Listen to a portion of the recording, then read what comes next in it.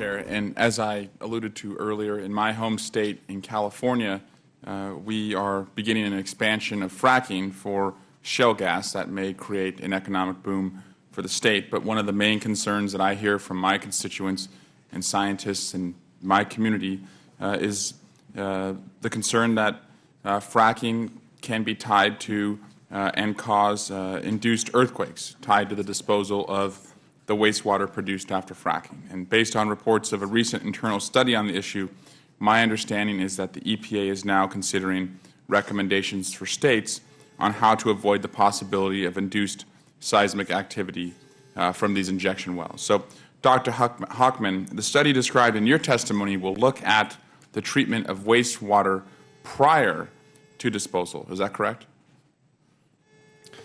We will be looking at the treatment of wastewater prior to disposal. That's correct. And is the EPA examining deep well injection to reduce or avoid the possibility of induced earthquakes?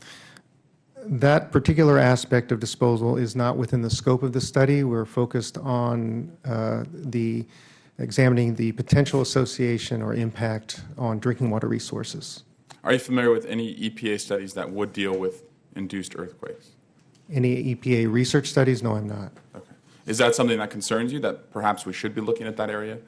Well, this is certainly a concern that we've heard from many stakeholders, and as you mentioned, the EPA has developed or is developing a set of guidance that's being handled out of the regulatory office in coordination with the U.S. Geological Survey.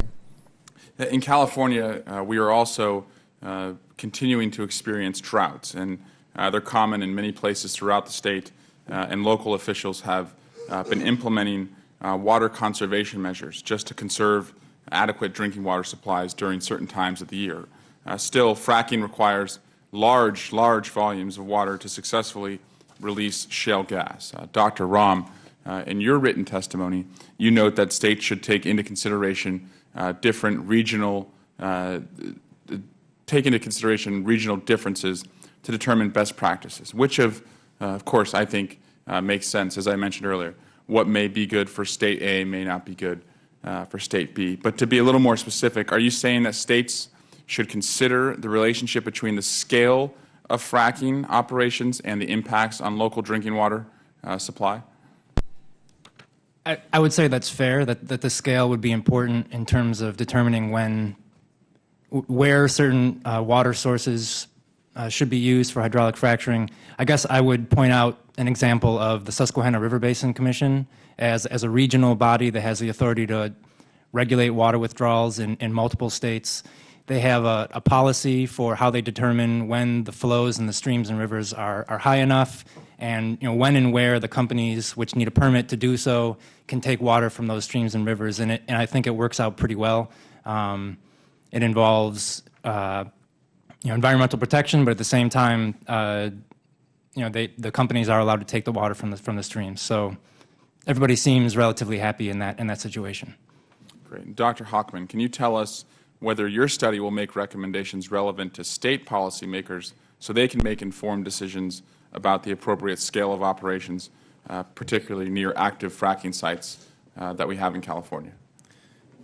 Thank you for your question. It's not the intent of the study to make recommendations specifically. What we are doing is developing some scientific perspectives on the issue. And Dr. Hauchman, how has the EPA engaged industry stakeholders to ensure that the agency stays current on data and advances in technology as the study plan has progressed?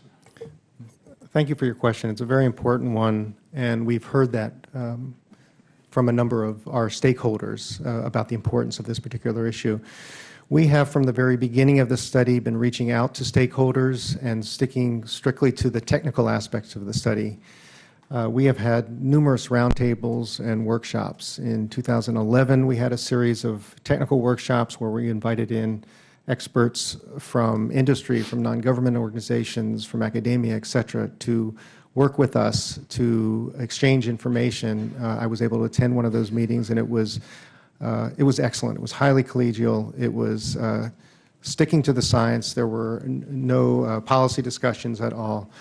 That's the nature of the discussions we had in 2011. We've had roundtables with a range of stakeholders.